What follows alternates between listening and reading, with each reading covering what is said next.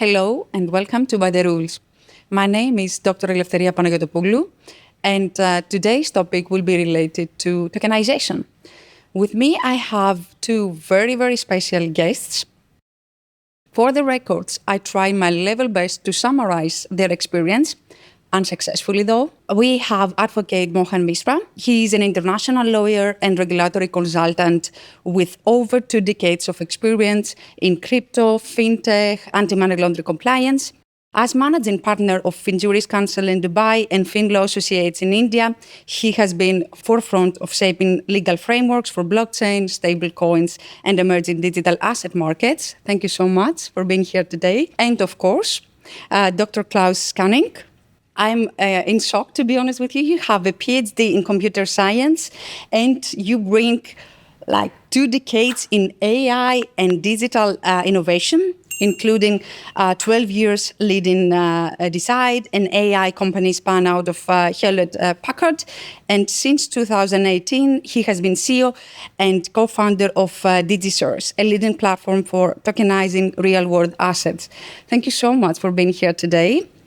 We will start a little bit focusing on innovation and regulation in context. Dr. Claus, you have spent over 2 decades in AI and tech innovation before leading DigiShares in the tokenization space.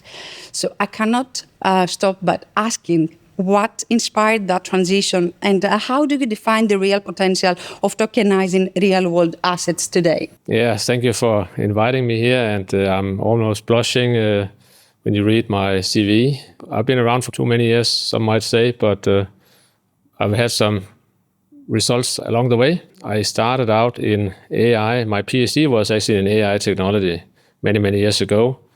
And my first company was a spin out of Hewlett-Packard, focused on AI technology, applied really to troubleshoot complex technical equipment in the most efficient way. We didn't use large language models because it wasn't invented back then. And indeed, AI was not what it is now. It wasn't so hyped. It wasn't so popular. It wasn't as good, strong, as powerful as it is today. Right? So it was a different time. It was a small company that we built. I'm better in the, you could say, starting period of a company, building it up to a certain stage. So I got bored, to be frank, and decided to start something new. And I was quite interested in crypto. I had invested in Bitcoin quite early and sort of followed the space for some years. And then I decided to, as a career move, really to get into the space. So we were 3 co-founders who discussed different business ideas, basically started a company in the space. That wasn't very successful, but it gave us the idea to start DigiShares, which we started in 2018. And since then, we've been growing slowly and steadily and following the development of the industry until now. All right. Thank you very much. So off to you, Mr. Mishra. We want to see your legal perspective. So how do you view tokenization from legal perspective? Is it an evolution of financial infrastructure, or a challenge to existing regulatory logic, or something else? As far as real estate tokenization is concerned, in my definition, the way I look at it is nothing but equity tokenization, frankly speaking, unless you put those assets in blockchain and being regulated by those regulators, those are related to that particular industry. Real estate tokenization is simple and straight. It's nothing but equity tokenization. My definition is very, very clear about it. Now, if you look at the regulatory perspective, if you want to really give a different modality to finance as industry, it's interesting. And for smaller countries, it can work as a kind of booster. The whole world is poised in a different way right now. Things are not going right in finance field. Big countries are failing. Looking at that point and the innovation, the way things are progressing, regulators has to allow and frame the rules which will support this. Frankly speaking, equity tokenization means equity is there. So market regulator has to come in, has to regulate it. And tokenization is simple. Tokenization is what? Well, you're putting your things in smart contract. Previously, the equity Everything was there. It was there in stock market. It was being listed over there. So the same thing we're getting into the technology. Now, to safeguard the interest of the investors, technology plays a big part. So DigiShares comes into that. So this kind of organization plays a huge role in protecting investors' point of view, protecting their hard-earned money in technology. Regulator perspective is to regulate those guys, those who would like to really, tokenize this stuff. Financially, technically, innovative-wise, this is a great industry. I hope, apart from real estate, many other options are available to get into. That is RWA, Real World Asset Tokenization. Hopefully, many of the countries will follow the step, and it can be a really big deal. I have a follow-up for both of you.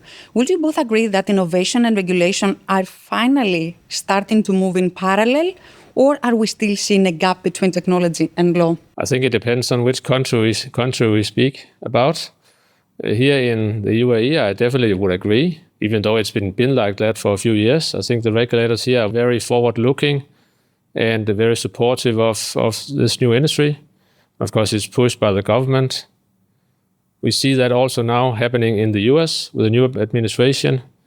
So we see a booming industry in tokenization in the US, where it was actually quite difficult to work there for the last few years. And in Europe, we see the MiCA regulation, which is a blue stamp of approval on everything that is related to tokenization, blockchain.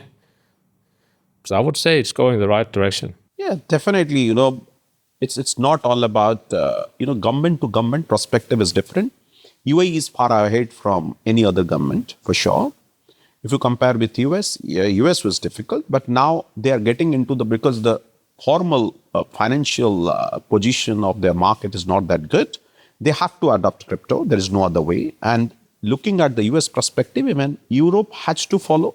Europe is still lagging in that, but hopefully they will implement it. Apart from it, many smaller countries are there in Asia. They are on the path. You talk about Vietnam is regulating crypto. If you talk about India, India was they are so traditional. They don't want to get into. Now they started regulating crypto. So innovation has to be accepted, and duly all the countries are trying. If you heard about CARF, what is CARF?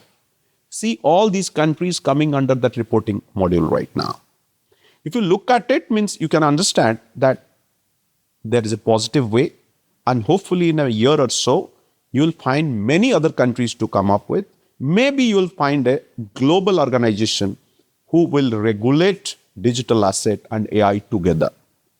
That is my hope is all about. So let's see now tokenization more into practice. Dr. Claus, DigiShares provides white label tokenization platforms for real world assets. How does this model make it easier for traditional asset owners or fund members to enter digital markets? A big question. Tokenization is actually two things, I would say. First, it's an infrastructure, right? So it's a new infrastructure for any kind of financial transaction, including what you see on the real world asset space or real estate space.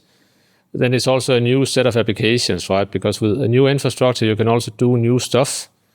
You could do new stuff in a new way. First of all, I would say that tokenization allows real estate developers and asset owners to digitize and modernize their business to a great degree. And it can be a motivator for them to really digitize and modernize what they do, automate more of their business processes, reduce administrative costs, but also increase security and reduce human errors.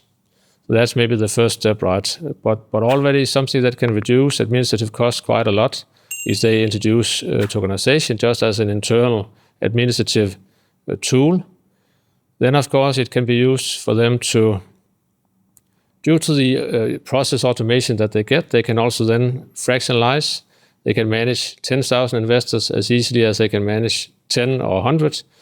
So they have the option now to, in addition to going out to traditional investors, also targeting retail investors, crypto investors, and international investors to a much higher degree. So it'll get easier for them to finance projects. Third, they can make their assets liquid and tradable. A tradable asset is worth more than one that is illiquid, that is well known. And we see a trend where more and more assets become liquid and tradable. So at some point in the future, it'll be difficult for an asset owner to not make the asset liquid because everyone else is doing it. Step number 4, then, I would say, is to use tradable and liquid real estate assets as collateral for loans to further improve capital efficiency. So there's a lot of advantages. We are only just starting to see them. Oh, wow. Okay. Okay, back to you, Mr. Mishra. So speaking of tokenization in practice, I was wondering, when clients approach you with tokenization projects, real estate, real-world asset tokenization, what are the most common legal or compliance misconceptions you encounter? For them, a few guys, when they come up, they said, okay, I would like to tokenize. My assets are there in UAE. They are with the conception that we would like to go for a license under VARA or under the local regulator. Let me clear it clearly that, again, I'm repeating, it is equity tokenization. What exactly regulator is talking to you? Let's example, basically run X regulator in X country. So virtual asset regulator is talking about if you want to offer your virtual asset services in my country, then you need the license. If you don't give it or you don't offer it in my country, it's okay. You can go to any other jurisdiction. Now, if you want to tokenize the assets that are there in a particular country, you need to place them under a special purpose vehicle. Normally, tokenization happens of that special purpose vehicle, not the asset. Again, I'm saying, because those assets are not in blockchain. I'll give an example of UAE. If you know the Mark Script comment. So how exactly it works, all those assets, those are there only in Dubai as Emirates, in blockchain, that can be tokenized. So license being given by VARA, they are tokenizing it. Let's say, example, you have broker-dealer license with virtual asset license, you can do it. So that's the combination. That's what regulator is looking for. Let's example, you would like to do real estate tokenization of some properties are there in X country. I don't want to name any countries. Okay, let it be. That asset is there in that country. Put that asset under a special purpose vehicle and tokenize that special purpose vehicle from a third country where regulator is there, where they're issuing license for it. So the misconception of you want a local regulator to come up with a law which is not there in your country, you feel like you cannot tokenize, that's a myth.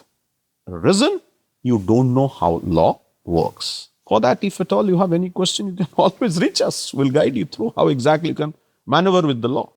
Absolutely. Yeah. Where do business innovation and regulatory due diligence meet in practice? What makes a tokenization project both successful and compliant? Yes, in many. So I've seen many, yeah. Compliance, I would maybe you disagree, but for me that's almost the easy part, right? It's not the cheapest part, but it's something you can fulfill if you have enough patience and budget. Absolutely. It's not difficult. In most countries. The other part, having a successful project is much harder. We've had some issues and some showstoppers, some bottlenecks in the tokenization space over the last 5, 6, 7 years. One has been usability of the technology itself, the difficulty of using wallets and private keys and so on. This is getting resolved to a great degree. It's much easier now than it was a few years ago. Then I would say regulations and compliance has been an issue. It really isn't anymore, right? It's not anymore. Lawyers like yourself, you know how to do it. It's becoming a routine matter, almost to structure and to get the licenses that are required and so on. It's been many has done it, right? So it can be done. The last remaining issue then is the distribution side, the buy side. Having an asset and tokenizing it doesn't guarantee that you can sell it off. In fact, the only reason to tokenize is not just to fundraise, right? It's also to digitize and automate and so on. There should be other reasons for it as well. If you just tokenize in the belief that it's easier to sell your asset, you will probably fail. You have to have an attractive asset. It has to be able to sell without tokenization. Otherwise, tokenization is not going to help that much, right? Tokenization will bring liquidity and efficiency and transparency and so on. But it's not a magic wand to make an asset much easier to sell, generally. All right. So you recently expanded DigiShares to the UAE with the DigiShares Gulf, if I'm not mistaken. So how does the region's framework compare with Europe's MiCA, or are there regimes you operate in? Yes, you can probably respond better to that than I can. I'm not a lawyer.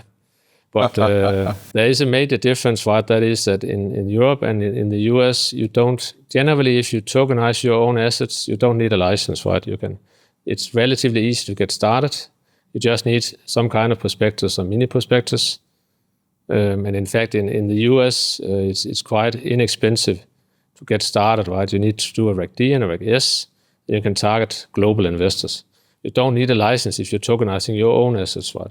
You tokenize third-party assets and you solicit for third parties, you still need a broker-dealer license, which is similar to the one that you get here. US is much easier. If it's your own asset, it's much easier. And if you look at MiCA and UAE, I would say UAE is more focused. They have more clarity. MiCA is still in the old, they're still following the old rule book. Hopefully they will get into the news if everyone is following. See, the UK has already jumped into the tokenization space. Hopefully they will just do some wonders. But anyways, things are moving so fast. It's the future. You cannot deny it. It needs good infrastructure, technical infrastructure, and lawyers has to train themselves or well inform themselves about how exactly this can be structured. It's a nice way. But yes, you don't tokenize things only for the money, for the raising fund. There are different merits as well. And all these guys, they are getting into this, doing tokenization. They are in a view that, okay, we'll raise a lot of funds, which is unfortunate. But anyways, they will learn it. But no more legal hassle, no more technical hassle. It's getting easier and it's a huge market. Okay, I will still stay a little bit covering the global jurisdiction and regulatory environment. And I would like to ask you, what do you believe? Are we moving towards any form of international convergence in tokenization regulation, or will compliance always remain fragmented by jurisdiction? You're asking me? I think that the regulators are speaking to each other. I know that regulators are visiting VARA and UAE regulators to learn from them. So they're definitely speaking to each other and trying to share experiences and guidelines. But yeah, that's what I say. That's what I know. Yeah. Yes. It's like unless, forget about tokenization space only. I'm saying when you talk about regularizing certain industry, it always needs a global association, global purview. Let's say example, anyways, all this crypto industry, as you understand, it involves huge amount of money. It involves market up, down, market manipulation. It involves a lot of, money laundering. So what it needs, FATF is one of the organization which is handling fiat. Although they make the rule book for crypto, but we cannot expect without the real involvement of technocrat and compliance side, those who are well equipped with financial law. You need a separate regulator for regulating this kind of innovative technology, which involves huge amount of money. And trust me, if there will be no international body or international coordination, if at all, in the next phase of globalization is just not possible. If you want to globalize things, if you want every country should grow or take the benefit of it, you need an international or global organization to do it. And even you can follow the G20 summit during the presidential ship of India. You see they committed that will go for a global stuff.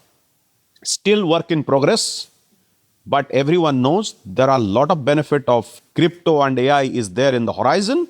But if it will not be regulated properly, there are a lot of disruption, and those are negative disruption.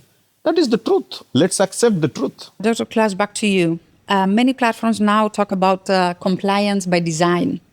I'm wondering, how is DigiShares embedding know your customer and the anti-money laundering processes or procedures? It's a great question. I would say tokenization as a technology allows you to be compliant in an automated way and in a much more powerful way, much more secure way than you could in the past, because it's built into the software, right? So KYC is enforced for anyone needing to use tokenization as a user or investor or administrator.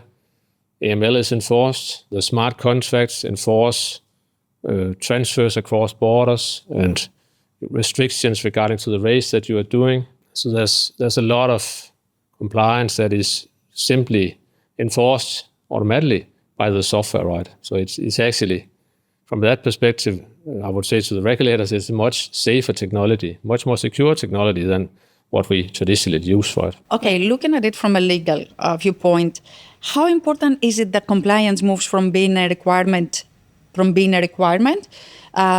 a design principle within the technology itself? You can, either of you, answer this question. See, in case of all this innovative ideas, innovative technology, at the end of the day, crypto is a technology. Tokenization is a technology. Technocrats and technology company plays a huge role in case of mitigating the compliance requirement. Let's say you want to have your KYC in place. Who can do it? Who can really comply with it? Talk about log files. Those are like, if anything gone wrong, these people can only, support. At the end of the day, it is all about technology providers. They play one of the crucial role in all this. You can say the regulators should sit with the technology company to come up with more brilliant ideas how to curb all this kind of frauds.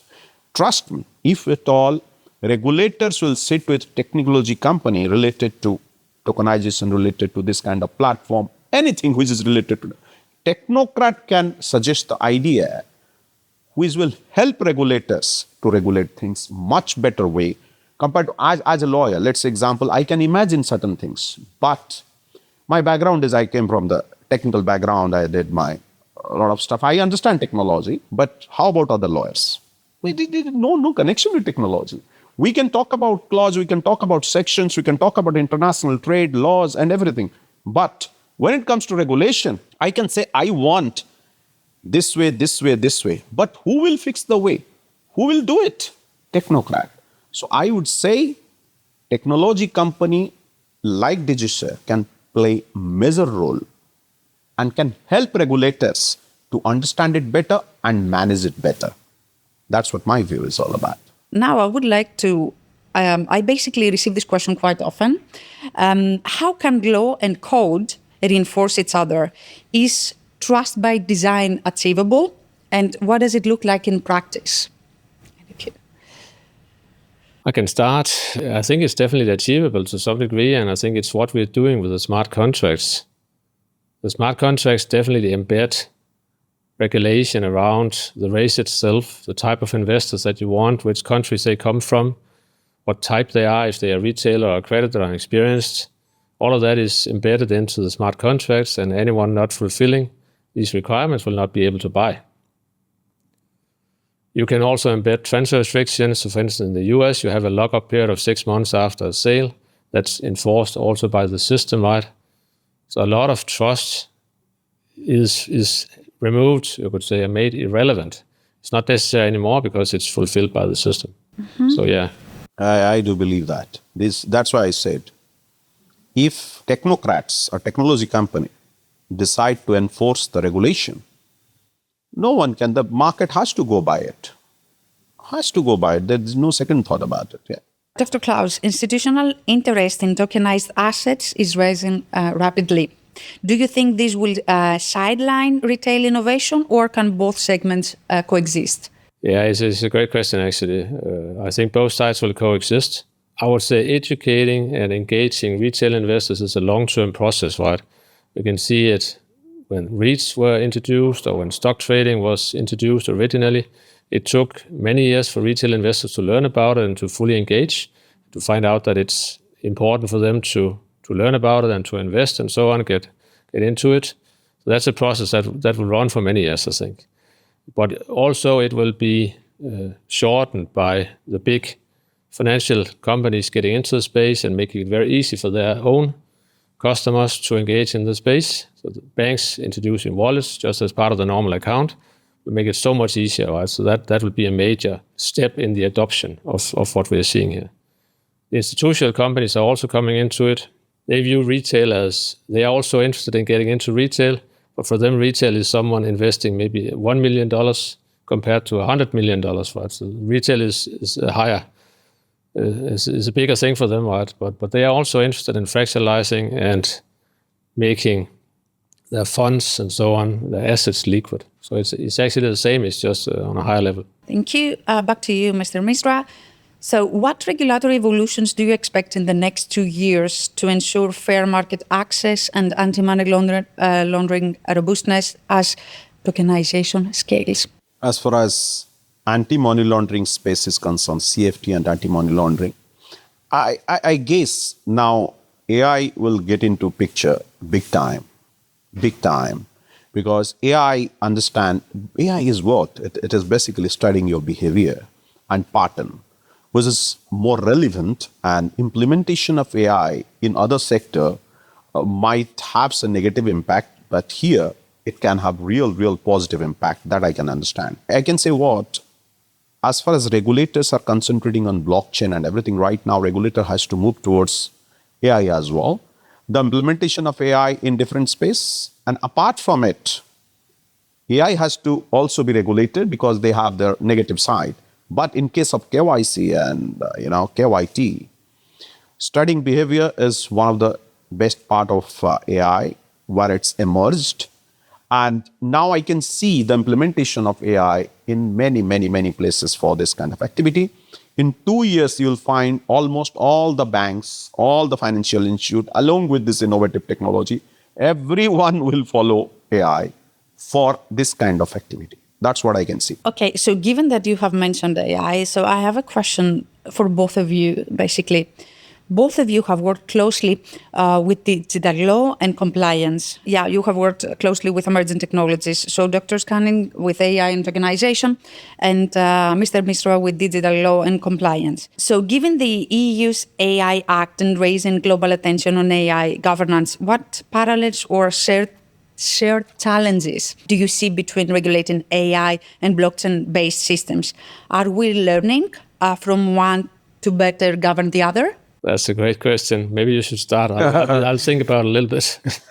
See, I'll tell you one thing. As far as AI is concerned, blockchain is well established. What is blockchain?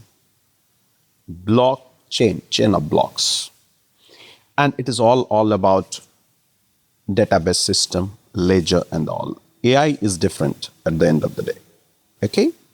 AI is large, huge, and impacting. If you way back to 1990, the email revolution that changed, internet changed everything.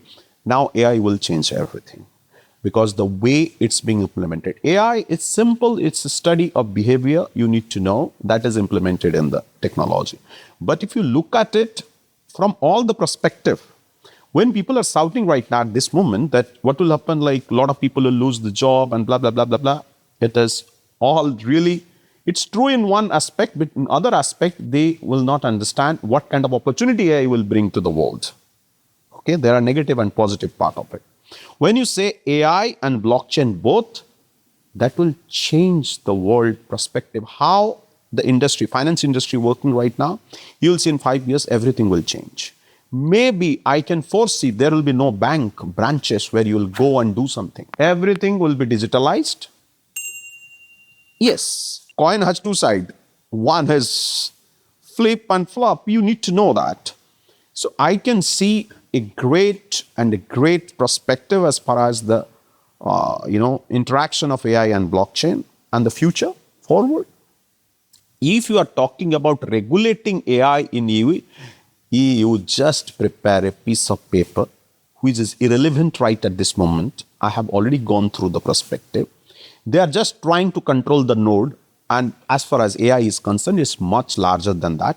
But I would like to thank the UAE is thinking about AI. That is a big deal. Other countries, even UAE has, EU talking about it, UAE has already come up with it. And they have implemented AI in different places. You are on the road, you'll find AI cameras everywhere. Looking at perspective of marriage of AI and blockchain, that is the future. Regulation in case of AI is just in a very nascent stage. Maybe after 1 year, regulator will be more clearer about the regulation. So that's what from my side.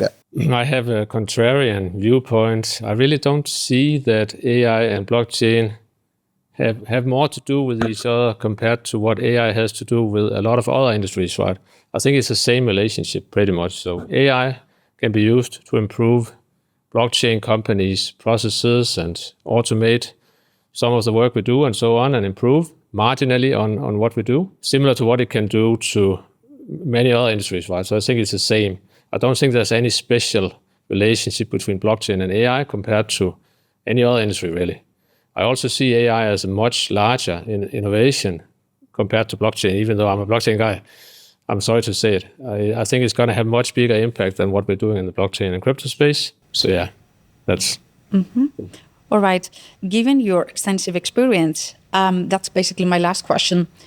If you could each give one key piece of advice, so Dr. Claus from the business side and Mr. Mishra from the legal side, but also business side as well, what must founders and regulators get right for tokenization to thrive responsibly? Regulators, I would like to say, please don't over-regulate.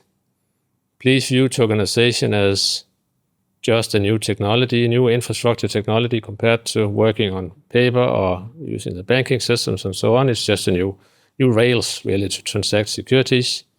You don't need to introduce special regulation for it, really. The existing regulation and just update it a little bit to run on blockchain technology. I think that's what the best regulators are doing. To founders in the blockchain space, yeah, that's a good question. It's a wide space, right? So it depends on what they want to do. If it's tokenization, it's important to get your business model right. Tokenization is not just a technology to fundraise, right? It can do a lot more than that. But and as we discussed before, you can't just magically tokenize something and then it sells like water in Sahara. That's not the way it works. You need a better business model. Thank you. As far as regulator is concerned, regulator has to give space. These days, all the regulators, I don't want to name anyone, but all the regulators are more rigid towards founders, the new innovators. Be soft on them, but at the same time, keep an eye. Try to come up with certain things where you can, really control them, but don't treat them as the traditional business people. They are innovators, they're young, they're trying to do something to change the world. That's what I believe. Not all. As a lawyer, I know out of 100 guys, maybe 10 guys, 9 are there to raise fund and to use the opportunity, but one guy must be there who would like to change the world. A rule says, and I often study in law, if for one innocent guy, so many things can be changed. So let's talk about the innovators. And if you're talking about you're a business founder, you want to do something, this is the right time to jump in. This era, I would say this era is an innovator's era. Don't sleep, come up, try to do something. And trust me, your idea can get into reality if you are really thinking about something which can be achievable. Trust in yourself, approach to regulator. Don't hesitate to approach to regulator and take clarity. Stand for your own stuff. Trust me, your innovation can change the world, can change your own future as well. That's what my view for both of them. Brilliant. Thank you very much. Before closing, would you like to mention anything else? I was communicating that let DigiShares get into India. India, huge market. I'm there to, support, and I would like to get DigiShares into the biggest market. If you see this latest survey, India is number one as far as crypto adoption is concerned right at this moment because of the population. We're one of the populated country. And yes, that's it. This is an open invitation to DigiShares. Come and explore. Trust me, world is one side, India is on one side. Yeah, we're ready. We're ready for it. Thank you Thank very you. much for your presence here. And Very much. hopefully soon I would like to see you in India. Yes. Although I have a presence in more than 9-10 countries, Yeah. being an Indian staying out India, but I love my country. I know that there is a lot of potential, a lot of growth. Let DigiShare be there. It's an open invitation. And that's what asked. Thank you very much. See you there. Yeah. Looking forward. Thank you. Thank you. Thank you so much. See you soon. Thank you.